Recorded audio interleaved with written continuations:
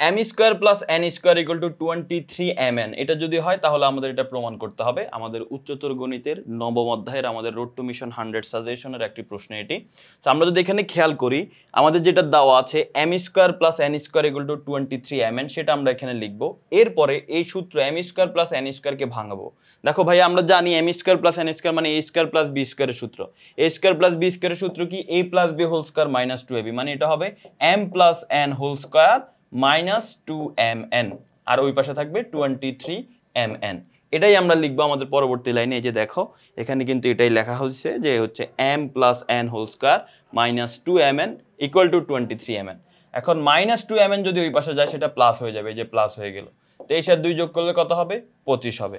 এবার স্কয়ারকে যদি আমরা ওই পাশে পাঠাই তাহলে স্কয়ারটা রুট হয়ে যাবে। এখন 25কে যদি রুট করি তাহলে হবে 5, mn কে রুট করলে হবে রুট ওভার mn।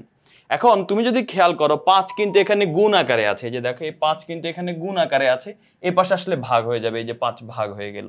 তাহলে থাকলো কি? Root mn। এখন রুট mn, যেহেতু রুটকে ভাঙাইলে পাওয়ার কি হয় জানো? পাওয়ার হাফ হয়, অর্থাৎ রুট ওভার mn যে কথা, mn to the power half একই কথা। তো প্রথমে আমরা এই 5 গুণ আকারে ছিল, এই পাশে নিয়ে আসছি, ভাগ হয়ে গেছে, আর mn এর উপর রুট ছিল, সেটাকে আমরা হাফ লিখে ফেলতে পারি, যেখানে হাফ লিখে ফেললাম।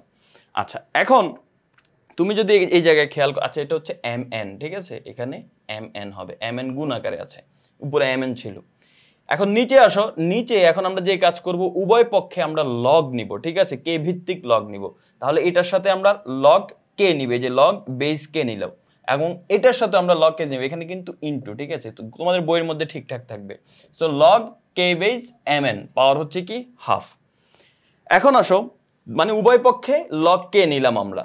এখন এই জায়গায় যদি খেয়াল করো, এই হাফ কিন্তু পাওয়ার আকারে আছে, আমরা জানি যদি পাওয়ার আকারে থাকে সেটা কিসে চলে আসে? লগের আগে চলে আসবে।